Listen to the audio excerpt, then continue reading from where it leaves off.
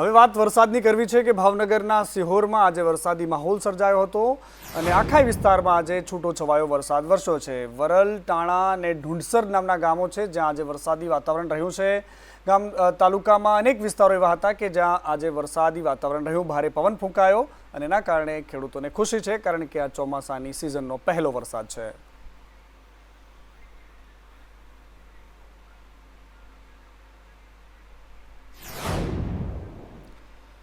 અને બીજી બાજુ પાલીતાણા શહેર અને ગ્રામ્ય વિસ્તારમાં પણ આજે વરસાદી વાતાવરણ રહ્યું।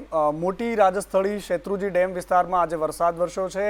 મોખડકા સહિતના ગામડાઓમાં આજે વરસાદ રહ્યો છે। ખાસ કરીને ભાવનગર પંથકમાં આજે વરસાદી વાતાવરણ રહ્યું। એમાં પણ પાલીતાણા શહેર અને ગ્રામ્ય વિસ્તારોમાં આજે મેઘરાજાએ એન્ટ્રી કરી છે।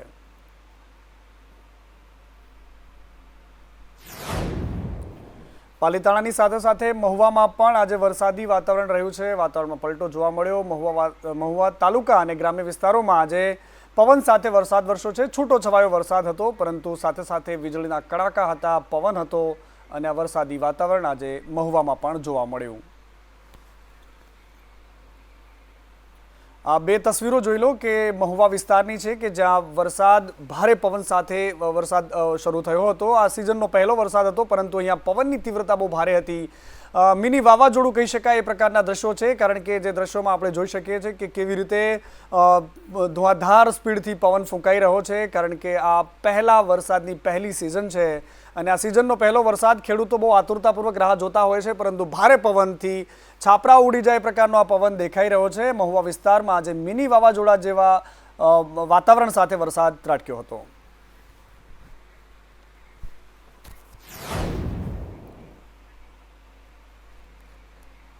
અને આ દ્રશ્યો મોરબીના છે કે મોરબી જિલ્લામાં પણ આજે વરસાદી આગમન થયું હતું। મોરબી વાંકાનેર હાઈવે પર વરસાદી ઝાપટું પડ્યું। વાંકાનેર સહિતના વિસ્તારોમાં આજે પવન સાથે વરસાદ વરસ્યો હતો। આ રસ્તા પરના દ્રશ્યો છે જ્યાં તમને પવન સાથે વરસાદ દેખાઈ રહ્યો છે।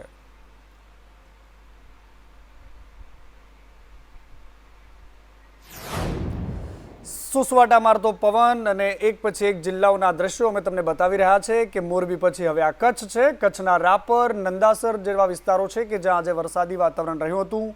વાગડ સહિતના વિસ્તારોમાં પણ આજે વરસાદ પડ્યો છે। કચ્છમાં પણ આ સૂકી ધરતી છે કચ્છની, અને જ્યારે મેઘરાજા અહીંયા પહેલી એન્ટ્રી કરતા હોય છે તો કચ્છવાસીઓ બિલકુલ ખુશ થતા હોય છે। આ રાપરમાં છૂટાછવાયા વરસાદથી પણ આજે લોકોમાં એક ખુશીનું મોજું છે। ભલે છૂટો છવાયો વરસાદ પડ્યો છે, રાપરના દ્રશ્યો છે જ્યાં આજે ઝરમર ઝરમર વરસાદ જોવા મળ્યો।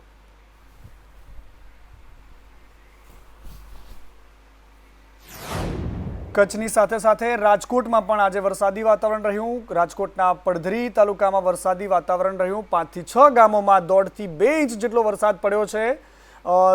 સરપદળ, હિદડ અને રાદડ જેવા ગામો છે કે જ્યાં આજે વરસાદ પડ્યો છે, વરસાદી વાતાવરણ થયું છે। કેરાળા, ઇટાલા જેવા ગામડાઓ છે કે જ્યાં આજે વરસાદ પડ્યો હતો। છૂટો છવાયો ઝરમર ઝરમર વરસાદ હતો રાજકોટમાં, પરંતુ તેમ છતાંય આ સિઝનનો વરસાદ ખેડૂતો માટે આનંદ અને ખુશી લઈને આવ્યો છે।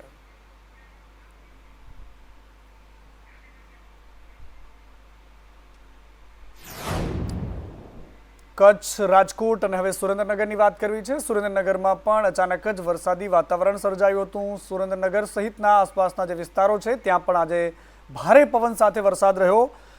પવન ફૂંકાઈ રહ્યો હતો અને એની સાથે સાથે વરસાદ પડી રહ્યો હતો। ઠંડક પ્રસરી છે, પરંતુ આ સુરેન્દ્રનગરના દ્રશ્યો છે જે તમે જુઓ છો કે આ ઝરમર ઝરમર ઝરમર વરસાદ સુરેન્દ્રનગર આખા જિલ્લામાં વરસ્યો હતો।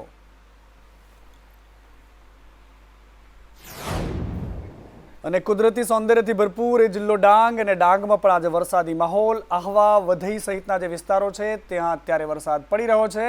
વરસાદી પાણી બજારના મુખ્ય માર્ગો પર પણ ફરી વળ્યું હોય તેવા દ્રશ્યો જોવા મળ્યા હતા। આ જે દ્રશ્યો છે ત્યાં છૂટો છવાયો વરસાદ છે, પરંતુ આજે ડાંગમાં હરિયાળી ખીલે એવો વરસાદ થઈ ચૂક્યો છે। હવે જેમ જેમ વરસાદ પડશે તેમ તેમ ડાંગના દ્રશ્યો નયનરમ્ય તમને જોવા મળશે।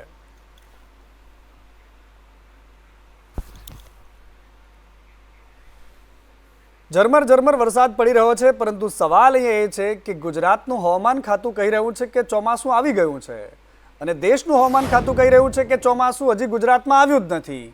તો શું ખરેખર ચોમાસું આવ્યું છે કે નહીં? આ એક મોટો પ્રશ્ન છે। ચોમાસાના આગમનને લઈને હવામાન ખાતામાં જ વિરોધાભાસ છે। અસમંજસની સ્થિતિ છે ને એટલા જ માટે વરસાદ પણ હવે અસમંજસતાની જેમ જ વરસી રહ્યો છે। કોઈ કહેતું હતું કે નવસારી આવીને બ્રેક મારી દીધી, નવસારીથી આગળ વધ્યું ચોમાસું, ધીરે ધીરે ઝરમર વરસાદ એક પછી એક જિલ્લાઓમાં વરસી રહ્યો છે। આગાહી થઈ રહી છે આજે તાપી, દમણ, દાદરાનગર હવેલી એવા દક્ષિણ ગુજરાતના જે વિસ્તારો છે ત્યાં આજે વરસાદી વાતાવરણની હવામાન વિભાગની આગાહી છે। અમદાવાદથી હવામાન ખાતું કહે છે કે ચોમાસું બેસી ગયું છે, દિલ્હીથી હવામાન ખાતું કહે છે કે ચોમાસું હજી બેઠું નથી, ગુજરાતમાં હજુ ચોમાસું નથી બેઠું તેવું રોમા સેના નામના જે સાયન્ટિસ્ટ છે હવામાન વિભાગના એમણે કહ્યું છે। ચોમાસું નવસારી સુધી પહોંચી ગયું છે એવું ગુજરાતના રામાશ્રય યાદવ જે હવામાન સાયન્ટિસ્ટ છે એમણે કહ્યું છે। જે એક્ટિવિટી થઈ રહી છે તે થંડરસ્ટોર્મ છે એવું સોમાસેન કહી રહ્યા છે, મતલબ રાષ્ટ્રીય હવામાન ખાતું કહી રહ્યું છે। ચોમાસું 48 કલાકમાં આગળ વધશે તેવું ગુજરાતનું હવામાન ખાતું કહી રહ્યું છે। આ બંને હવામાન ખાતાની જે અસમંજસતા છે બધાની વચ્ચે ગુજરાતમાં અલગ અલગ વિસ્તારોમાં આજે આવતીકાલે એવી રીતે આગાહી થઈ રહી છે। 7 દિવસ સુધીની ઝરમર વરસાદની આગાહી છે, પરંતુ સૌથી ઇન્ટરેસ્ટિંગ વાત એ છે કે ગુજરાતમાં હવે ચાતક નજરે વરસાદની રાહ જોવાઈ રહી છે।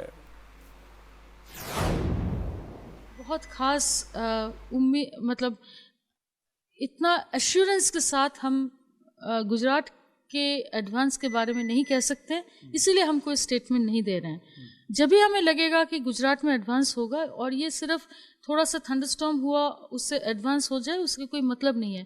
बारिश सस्टेन होनी चाहिए, सदर्लीज साउथ वेस्टर्लीज सस्टेन होनी चाहिए और ये जो क्रॉस इक्वेटोरियल फ्लो स्ट्रेंथन होनी चाहिए, ये सब देखते हुए तभी हम गुजरात के ऊपर मानसून डिक्लेयर कर सकते हैं। अभी वो स्थिति हमें मैप्स में मॉडल फोरकास्ट में नहीं दिख रहा है, इसीलिए हमने गुजरात को अभी अपडेट नहीं किया। जैसे आगे आगे हमारे ये सिचुएशन पैदा होगी हम ज़रूर अपडेट करेंगे। अभी मानसून की जो पोजीशन है वो अभी वलसाड़ नवसारी तक जो एंटर किया था वो वहीं पे बनी हुई है और अभी आने वाले 1-2 दिन के लिए मॉनिटरिंग हम लोग कर रहे हैं कि आगे फर्दर मतलब एडवांस कहाँ तक होगा।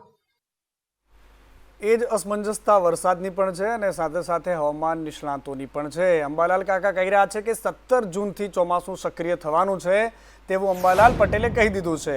અંબાલાલ પટેલ કહી રહ્યા છે કે 17 જૂનથી લઈને 22 જૂન સુધી વરસાદ સારો રહેવાનો છે, પવનની ગતિ પણ તેજ રહેવાની છે। 17 થી 22 એક વિન્ડ ગસ્ટ જબરદસ્ત આવે છે, પવન જે છે પવનની તેજ ગતિ આવશે, આંધીવંતોનું પ્રમાણ વધશે અને આ પવનની તેજ ગતિના સપાટા સૌરાષ્ટ્રના દક્ષિણ ભાગમાં, ભાવનગરના ભાગમાં, બાબરા, બોટાદ, બરવાડા આ ઉપરાંત દક્ષિણના ઘણા ભાગો અને ખંભાતના ભાગો, ગોધરાના ભાગો, તારાપુરના ભાગો, ખેડા જિલ્લાના કેટલાક ભાગમાં વિન્ડ ગસ્ટ જબરદસ્ત છે।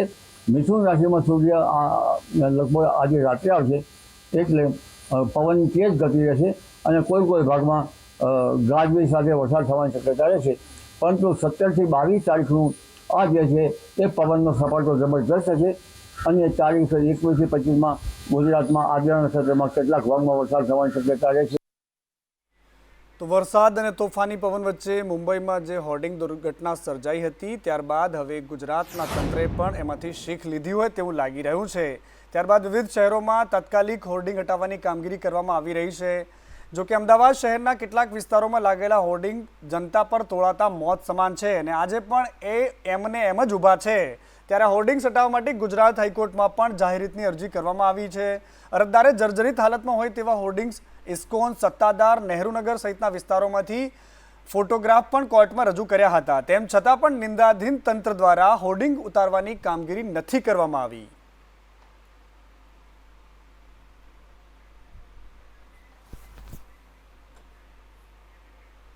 તો વડોદરાના ધારાસભ્ય છે યોગેશ પટેલ। હવે યોગેશ પટેલે જે આક્ષેપ લગાવ્યા છે એના મામલે સંદેશ ન્યૂઝે વડોદરાના કલેક્ટરની પણ પ્રતિક્રિયા લેવાનું એમણે પ્રતિક્રિયા લીધી છે અને એમણે જે કહ્યું છે એ પણ સાંભળી લો કે એમણે શું કહ્યું છે।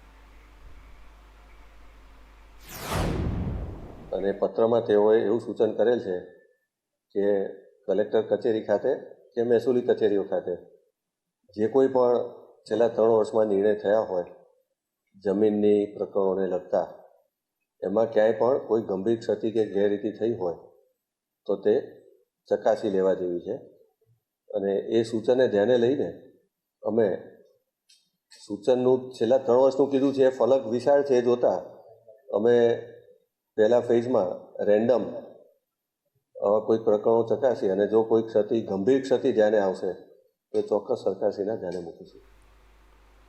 બાબુઓમાં ઓર્ડરલી અને નેતાઓમાં ચાપલૂસી, આ પ્રકારના શબ્દો આપણે સૌ કોઈ સાંભળતા આવ્યા છીએ. નેતાઓને ચાપલૂસી પસંદ હોય છે, પરંતુ રાજ્યના મુખ્યમંત્રી છે તેમણે આ ચાપલૂસ અધિકારીઓ પર પ્રહાર કર્યો છે. એમણે કહી દીધું છે કે ચા કરતાં કેટલી ગરમ ન હોવા જોઈએ, અને જો કોઈ કેટલી ગરમ છે તો એને આપણે નથી રહેવા દેવાની. મુખ્યમંત્રીનું આ સૂચક નિવેદનથી ચાપલૂસોમાં ફફડાટ પડી ગયો છે, કારણ કે એમને ખબર છે કે કોને ખુશ રાખવાથી કોનું કામ થાય છે. એમાં સામાન્ય કાર્યકર્તાઓથી લઈને નેતાઓ સુધી તમામની વાત છે, પરંતુ મુખ્યમંત્રીએ જે માર્મિક ટકોર કરી છે એ ઘણા બધા લોકોને સીધી રીતે અસર કરે છે. એક કલેક્ટર ઓફિસ બી જવાના છે. અહીંયા જેમ કીધું ને કે ભાઈ આ કેટલીઓ ગરમ છે, બધી શાંત થઈ જ જવી જોઈએ. કેટલીઓ ગરમ છે, બધી શાંત થઈ જ જવી જોઈએ. કેટલીઓ ગરમ છે, બધી શાંત થઈ જ જવી જોઈએ. એક કલેક્ટર ઓફિસ બી જવાના છે. અહીંયા જેમ કીધું ને કે ભાઈ આ કેટલીઓ ગરમ છે, બધી શાંત થઈ જ જવી જોઈએ. કેટલીઓ ગરમ છે, બધી શાંત થઈ જ જવી જોઈએ. કેટલીઓ ગરમ છે, બધી શાંત થઈ જ જવી જોઈએ.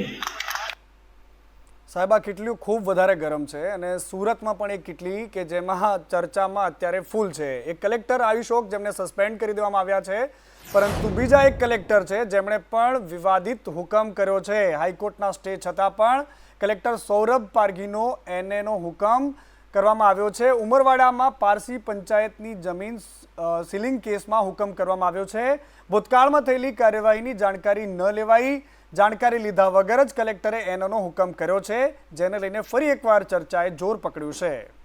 વધુ એક ફિલ્મ આવવા જઈ રહી છે ગુજરાતમાં, જેના પર હાઈકોર્ટે પ્રતિબંધ લગાવી દીધો છે, ઇનકાર કરી દીધો છે કે આ ફિલ્મ ગુજરાતમાં રિલીઝ ન કરવી જોઈએ. મહારાજ ફિલ્મ છે, ગુજરાતમાં રિલીઝ કરવા પર હાઈકોર્ટે ઇનકાર કર્યો છે. ફિલ્મ રિલીઝ કરવા પર હાઈકોર્ટે વચગાળાનો સ્ટે આપ્યો છે. ગુજરાત હાઈકોર્ટે કહી દીધું છે કે ગઈકાલે અપાયેલા સ્ટે પર આજે અર્જન્ટ સુનાવણી થઈ હતી, અને એમાં અર્જન્ટ ચાર્જમાં 1 કલાક આ સુનાવણી ચાલી હતી. 18 જૂન સુધી ફિલ્મ રિલીઝ ન થઈ શકે એવું હાઈકોર્ટે કહી દીધું છે.